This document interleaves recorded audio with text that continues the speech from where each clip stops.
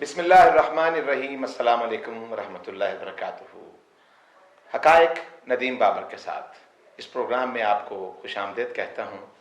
और हस्ब रवायत आज भी मेरे मुअज़्ज़ज़ मेहमान होंगे एहसान बटालवी साहब, जो कि सीनियर जर्नलिस्ट बुक राइटर हैं।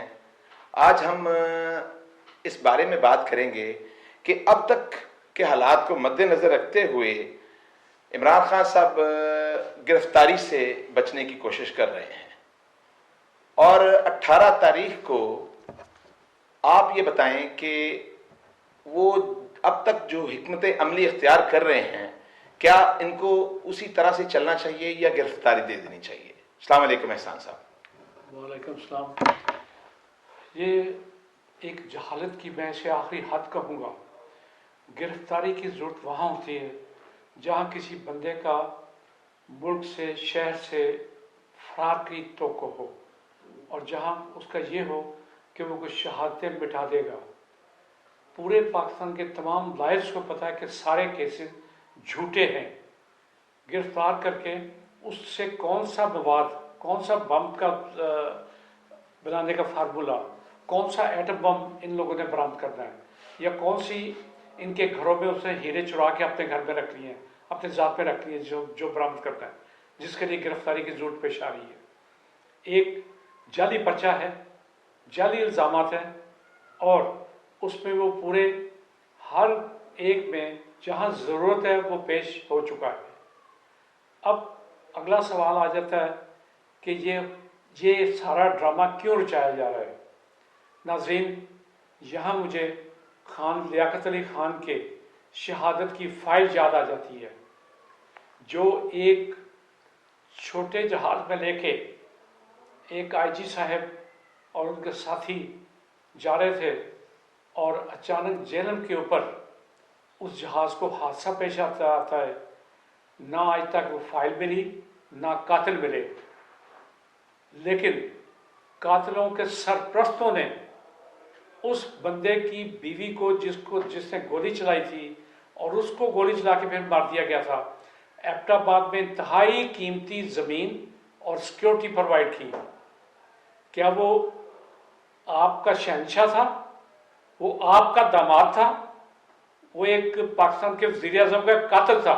उसकी बीवी को किस बात का प्रोटोकॉल दिया गया? और अभी चंद महीने पहले उसी बीवी ने वो अरबों रुपए की ज़मीन बेच के अपनी औलाद में बांटी है।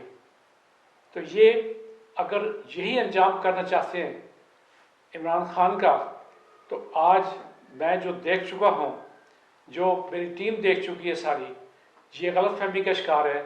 ये उसके बाद क्या होगा, मेरी ज़ुबान भी लटकाती है उन चीज़ का नाम लेते वक्त। दूसरा सवाल मेरा ये होगा कि करंट सिनेरियो को अगर हम देखें तो हुकूमत की तरफ से उठाए हुए जितने भी इक़दाम हैं, कोई भी काबिल इस्ताइश नहीं है। तो क्या बटालवी साहब, ये सारा जो एक्शन चल रहा है, ये इलेक्शंस को मुलतवी करने के लिए किया जा रहा है? और अगर ये मुलतवी करने के लिए किया जा रहा है, ये कब तक मुलतवी करेंगे? आपके दो पोर्शन है। पहले सवाल का जवाब तो ये है कि ये एक जैसा एक कब्जा करना आता है ज़मीनों पे, एक बदमाशों का टोला आता है, वो गन्स ले आता है, मशीन गन ले आता है, सब मशीन गन ले आता है, बंदूकें, पिस्टल, और तमाम उस एरिए के बदमाश इकट्ठे करके तो वो ज़मीन पे हमला कर देता है। कल भी सीन, परसों भी सीन यही था। ज़मान पार्क कौन सी ऐसी जगह है जिसकी जहाज़ की निगरानी की जाती, जिसके ऊपर फायरिंग की जाती, जिसके आंसू गैस के शेल इस तरह बरसाए जाते कि जो एक पाकिस्तान का सीनियर तरीन सियासतदान, सीनियर तरीन वकील, जिसके शेल एहसास आसन साहब के घर पे भी गिरे। अब अगला आ जाए इलेक्शन रोकने का। नदीम बाबर साहब, बदकिस्मती ये है कि 13 की 13 जमातों को पता है कि हम ज़ीरो हो चुके। अवाम ने हमें अपनी जूती की नोक पे लिख दिया, हमें ठोकर मार के बता दिया कि हम किसी काबिल नहीं। अब उन्होंने किसी ना किसी तरीके से इलेक्शन पोस्टपोन कराने हैं। आज की खबर आप देख रहे हैं, आज भी उन्होंने कह दिया है कि अगर पंजाब में मुनासिब सिक्योरिटी ना दी गई तो हम इलेक्शन नहीं करवा सकते। ये सिक्योरिटी जो सारी अब आप ला रहे हैं जमान पार्क के लिए, वो सिक्योरिटी इलेक्शन पे लगा दें। कौन इलेक्शन से इनकारी है, और उनसे अंडरटेकिंग ले लें कि उनकी जमात का कोई बंदा उस दिन या उससे अगले दिन या उससे अगले दिन या उससे पहले दिन भी किसी किस्म की कोई हरकत नहीं करेगा। आपने देख लिया कि रैली में अंडरटेकिंग थी, एग्रीमेंट था, पुरनाम तरीके से पुरसकून तरीके से रैली हुई। मतलब ये पता नहीं किसको बेवकूफ़ बनाना चाह रहे हैं। ये कौम के वो कौन से पोर्शन ढूंढ ढांड के लाते हैं कि इसको बेवकूफ़ बना सकते हैं। एक खातून कहती है कि जी अगर इसको शर्म होती तो अंदर ना जाता। शर्म होती तो 8 साल तुम्हारा बाप सऊदी अरब में क्यों रहता? शर्म होती तो 4 साल से तुम्हारा बाप इंग्लैंड जाके बैठा हुआ है, और तुम्हारा चाचा जो प्राइम मिनिस्टर है वो 50 रुपए की जमानत दे के 50 रुपए के स्टैंप पेपर पे उसको लेके आता, उसे कहता भाई साहब पेश हो, मैं प्राइम मिनिस्टर हूं, तुम्हें कुछ नहीं होता। वो तो यहाँ तक कहती हैं कि दिलेरी सीखनी है तो मेरे बाप से सीखें। आप कहते हैं कि दिलेरी से जिस दिलेरी से जिस तरीके से वो बाहर गया है, उससे बड़ी दिलेरी क्या हो सकती है कि सारी कौम को बेवकूफ बना के, सारी कौम की आंखों में धूल झोंक के। तो ये दिलेरी इसी को कहते हैं ना, दिलेरी और किसको कहते हैं। अच्छा, एक बड़ा अहम सवाल करना चाहता हूं। जो आप हालात देख रहे हैं, आपकी सियासी बसीरत क्या है? क्या हालात इस तरफ तो नहीं जा रहे कि कोई तीसरी कुव्वत इसमें अमल?